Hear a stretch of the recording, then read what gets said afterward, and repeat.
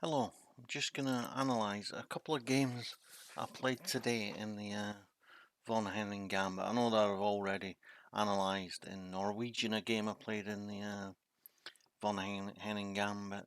I played live a game against the Von Hennig Gambit.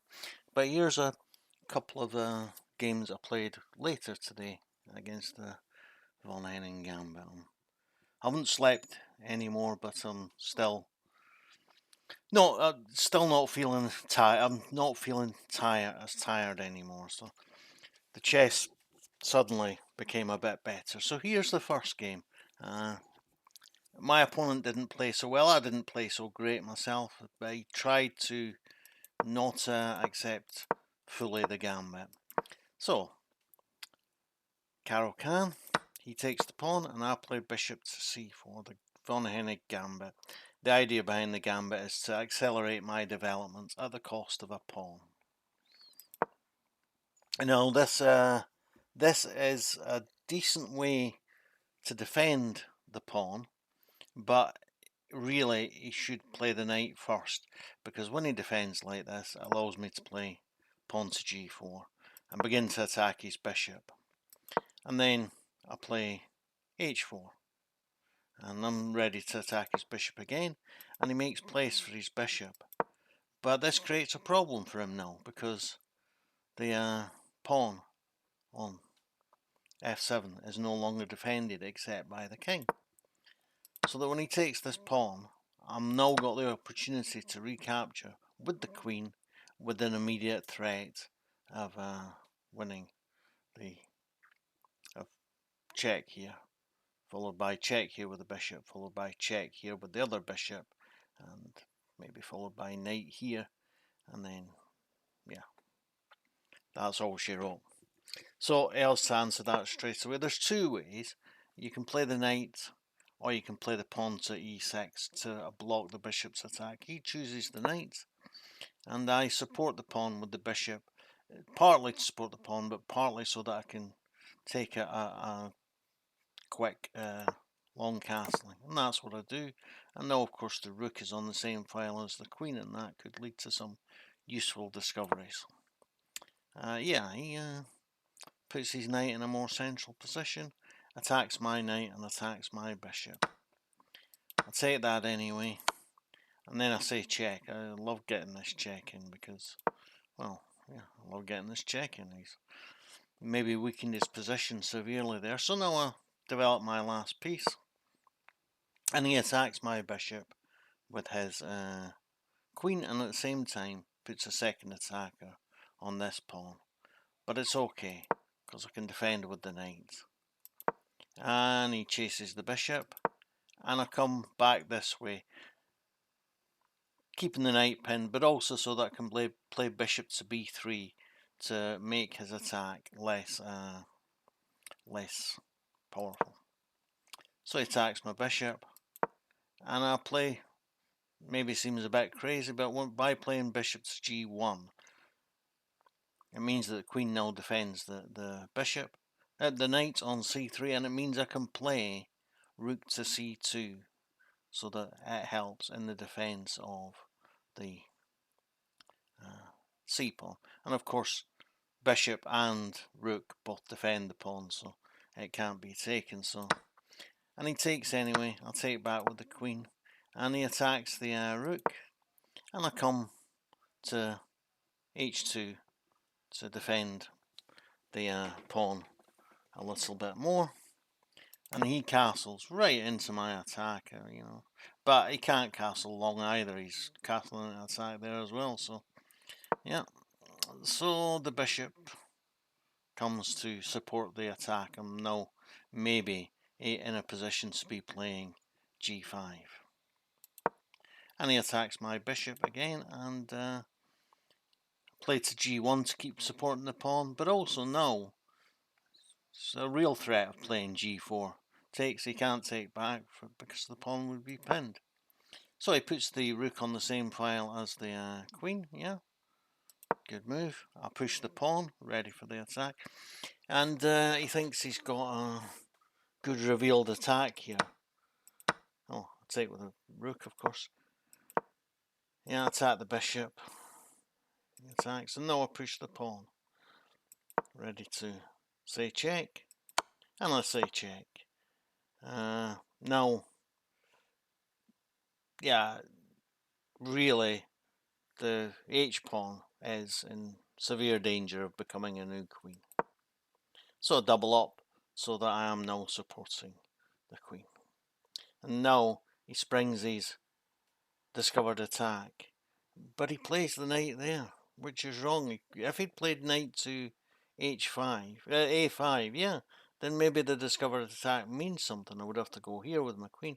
But when he plays here, I can just take the knight. And okay, he can take my queen, but I take his queen. So we swap queens. I've gotten an extra knight in the process, and I'm still threatening to get a new queen. So he takes, I'll take back. He has to stop me getting a new queen, which I'm going to take with a pawn. Unfortunately, he's got a pawn here, so I can't win the rook by playing bishop to d4, but I'll clean up the queenside pawns. That's what I do. Now I get to threaten his king, chase him away from his defence of the pawn, and then he has to take now the pawn with the king or bishop, because now bishop to d4 is a real threat. So he takes with the rook, yeah. And I say check whilst I can, and pick up the pawn. Yeah. He's checking me. Is he going to come through with this pawn? No, he's not. And I get a discovered check. And I take the bishop, and now I'm 2 bishops up, and I'm stopping this pawn, and I've also got 2 extra pass pawns, which he is not stopping. So he resigned. So in this position, he tried to defend the pawn a little bit more. Now we'll just find the other game from the Von Hennig. Just a moment. Oh yeah, this game again. Player similar levels to myself, playing the Von Hennig Gabmet. So e4, c6, d4, knight c5, d5, knight c3, and he takes the pawn. And the usual and correct response, according to the computer, is to capture again with the knight. But I don't do that. I play bishop to c4 for an attack on the pawn on f7, hoping to get the opportunity to play the best move in check. Bishop takes f7 check. We'll see if that happens. So then he develops, I develop, and he comes out with his. And now, you know, if they play bishop here, which is often played, especially at a lower level, that's a real mistake, because I can take on f7 and then play knight to e5. But he plays pawn to d3 and a castle. When he, sorry, d6, when he e6 even. When he plays pawn to e6, I'm happy with that as well. Okay, I'm a pawn down, but he's just cut his own bishop out of the game. And his pawn here has cut the knight out of this square, so he's going to have real trouble developing his pieces. And I'm going to use that time that I get to develop more pieces. I'm really pleased that he plays knight to e7, because that gives me the opportunity to play queen to e1, where I can get some more attacking squares, and then come with knight rook to d1 to attack his queen, of course. And he castles, and I play rook to d1. It's on the same file as the queen. Okay, you might say the file isn't open. I've got a pawn on it. He's got a knight on it. We can do something about that. So he moves the knight. Now, you know, where am I going to put the bishop? Do I want to put it here to threaten h7, or do I want to put it here to keep the file open? I decide that keeping the file open isn't the most important. And he plays knight to e7, d7 even, to support his knight. And I play knight to e2, maybe to come to f4, maybe to come to g3. Not quite certain. And to give a bit more defence to the pawn on d4 so that I can maybe play the knight to this knight to e5. So yeah, happy with that. And he threatens my bishop and a retreat. And now he opens an attack on the bishop and moves his knight at the same time. I could take the bishop on b7, e7, or I could move the bishop. And I moved the bishop. I'm looking for an attack. I want to keep as many pieces as possible on the board. And you can see he is a bit tied up in knots with these pieces. He is having trouble getting development. I thought actually that queen to b6 to threaten this pawn might have been a good move, in which case I would have just sacrificed this pawn. And if he takes it, I would have played rook to d2, not b1, to attack the queen and chase that away. That was my plan anyway.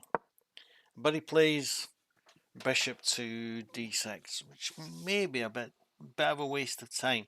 But I suppose he thinks he wants to defend this square here with his knights and bishops, so they can play knight here, and when I take, he can take back. So yeah, I can understand that. I chase the knight away, and he goes to back to c6. And now I take my bishop back, partly so that it's not exposed to attacks, and partly so that if I get the opportunity to play queen to e4, I will be threatening mates on h7 at the same time. So yeah, this looks like a good move to create that battery, but he can't afford to take the pawn now because the square is covered by my knight. So this gives me the opportunity to cover it with my knight, and he comes and he's threatening my bishop, and maybe he's threatening to take here, and then this pawn is this knight is exposed. But no, I get the chance to chase his bishop further back, and the battery doesn't exist anymore. And then I chase the knight. He takes my bishop. I take the queen. Take with the queen. His knight comes to f6, and I come into e5 with my knight. He develops his bishop. I think he'd be happy if I played knight takes bishop, but of course I don't. I play bishop to queen to c2 to create a threat on h7. And he brings his rook to the middle. Time for a drink of tea. Time for a think. Thanks for the phrase, Daniel King, Power Play Chess. I'll take a little drink of my Yorkshire tea. What do you think I played here? It wasn't a brilliant move, apparently. But I play rook takes knight, of course. No one threatened to play checkmate here. Okay, so at the very least, I'm winning a piece. But actually, he has no sufficient defence. So he plays g6 so that I can't play queen to h7 mate. Now comes the move which the computer reckons was brilliant. Of course, I'll take the pawn. And where's his king going to go? It doesn't matter where his king is going to go. I'm still going to get mates anyway.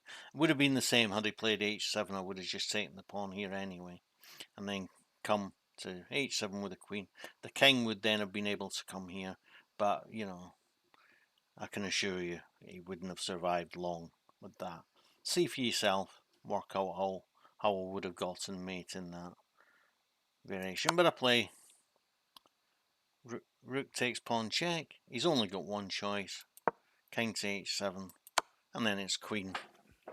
King to g7, sorry, and then it's queen to h7 mate. So as you can see, two very different styles of von Hennig gambit. You know, it's easy to think that the von Hennig gambit it's not the best opening in the world. It's okay, but it's easy to think the von Hennig gambit is just about trying to get the trap of them playing the bishop on g5.